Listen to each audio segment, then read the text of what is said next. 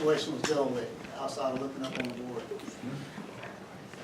What you got? Gunner Sergeant, was the Black Hawk crash in Mogadishu.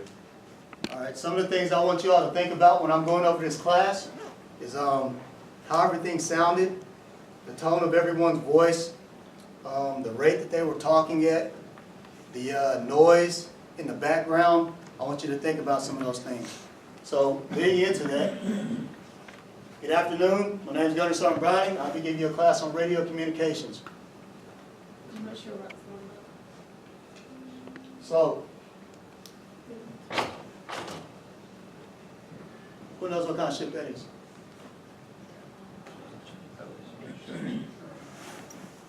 Good afternoon, Gunner Sergeant. Ship in second class runner.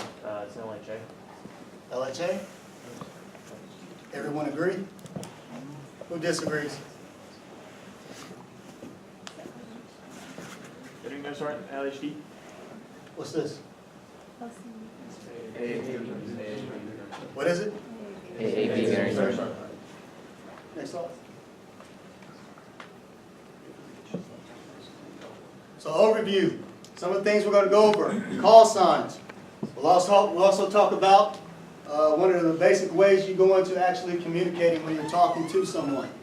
I'll break down what it is when people say like Roger, negative, break, or over. I'll tell you what it is, what that means.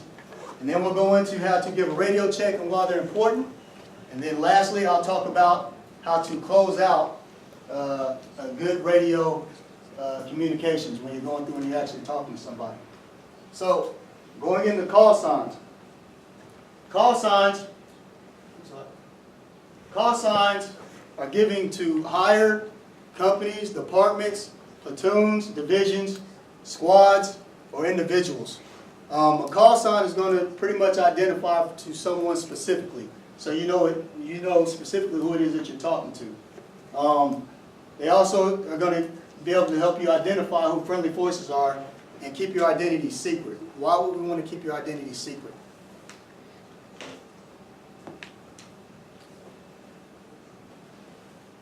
You shouldn't be milking. I do go to Sergeant, ship second class military. You want to keep your identity secret to confuse the enemy, keep them from knowing who exactly you are. Okay, so they don't get a bead on you. Why would you want to have identities for your friendly forces? Good afternoon, Gunner Sergeant, Midshipman First Class Piscatelli. In the case of a casualty, you don't want somebody to overreact to the name coming across. Thank you. All right. So that's for call signs. Going into how to actually start the communication out, this is easy. How you initiate it. You're going to say, excuse me, hey you, this is me, over. You all say that. Hey you, this is me, over. It's the easiest way in the world to remember. I don't care if you're in the Marine Corps, Army, Air Force, or Navy. That is the easiest way to remember it. Now, going into that, when you say that, the first thing you're going to want to say is their call sign, and then you're going to want to say your call sign. Once you have contact with them, you're going to wait for them to relay back to you what you said. So, it will sound something like this. Showtime, showtime. This is Wolfpack. Over. Wolfpack, this is Showtime, Roger. Did you all hear how that went? Yes, Gunner Sergeant. So you're going to say their name, say your name at the end, and you're going to say over. Now I'll break down some other things here in a second, here towards the back end. Next slide, please. Now, when you're talking about Roger, negative, break, and over, all these things are for is to let the other person know is whether you agree with them, you disagree with them, or if you're waiting for more information, or you're waiting on them to give you more information when they're talking to you. So, Roger, what do you all think Roger means? Is that someone's name when we're talking military stuff? Gunner Sergeant. So when you say Roger, okay, Roger, pretty much let me know I understand what it is. You understand what it is I'm saying to you, correct? Yes, sir. What's negative? And no one who's a doggone math major say anything. What's negative? Disagree. So for example, if someone comes over to comms and they say something to you and you're sitting there listening to it and you're not receiving it the way it's meant to be, you're going to come back over the radio and say negative. That make sense? Yes, sir, Sergeant. Now, you say break. Why do you think you would say break? Midshipman Spade. Good afternoon, Gunnery Sergeant, Midshipman First Class Spade. To give them like a chance to break what you first put over the radio.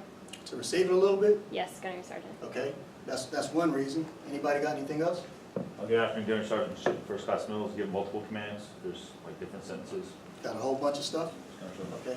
So, pretty much what y'all are saying is to give them some relief in order to take in what it is that you're saying. Yes, Gunnery Okay, good answer. Another reason that you want to say break outside of, most of the time if you're giving someone information, if they're sitting there writing all that stuff down, using their shorthand, that could be a lot of stuff that they have to take in. Past that, like they said, if it's a lot of points that you're making, again, they may need time to take that stuff in, to digest it a little bit. One of the most important reasons that you say break is most of the time when you're using radio signals and waves and all that stuff, it sends out a signal. It'll send out a footprint of where you're at specifically.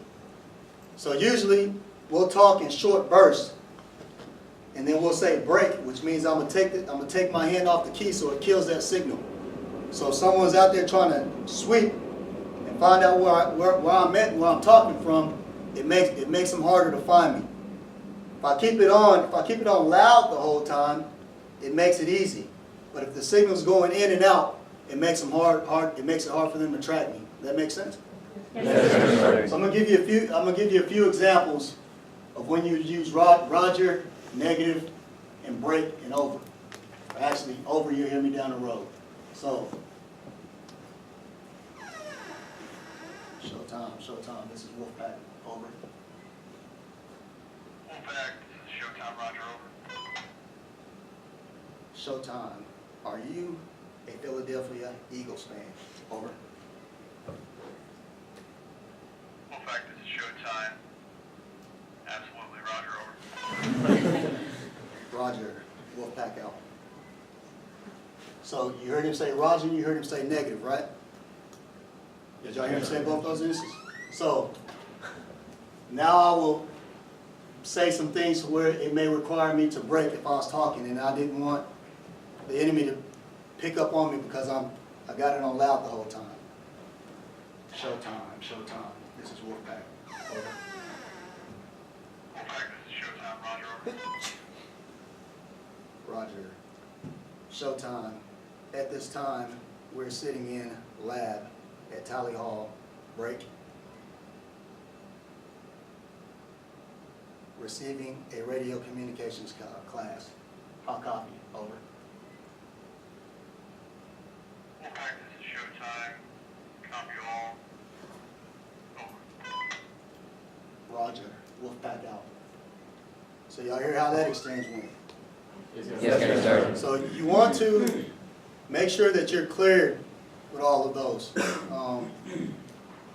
Because regardless of who you're talking to, I tried to make this, since y'all know I'm in the Marine, as a Marine and radio chief, I tried to not make this Marine eccentric to where this is universal across, whether you're on a ship, whether you're flying, whether you're on the ground, regardless of where you're at, and regardless of what branch you're talking to. These are standard words that you're going to use in communications when you're talking on the radio. Next slide, please. So, radio checks. Radio checks are vital in maintaining communication. Somebody tell me why you want to do a radio check. Good afternoon, Gunnery Sergeant, First Class Newman, to establish that you have a good channel of communication. Okay. Anybody got anything else they want to add? Good afternoon, Gunnery Sergeant, Midshipman First Class Taylor. To make sure that the radio communication is going through well with the signal level as well as you're understanding who is who in the conversation. Okay, good answer. Gunnery Sergeant, OC Weatherman. one of the big ones is doing radio checks during standing and armed watch, reporting over so many intervals so you know that someone didn't get taken out. So you all understand what OC's saying? So sometimes we'll do radio checks, it'll be determined at what interval. Depending on what's going on, it could be every 30 minutes, it could be every hour.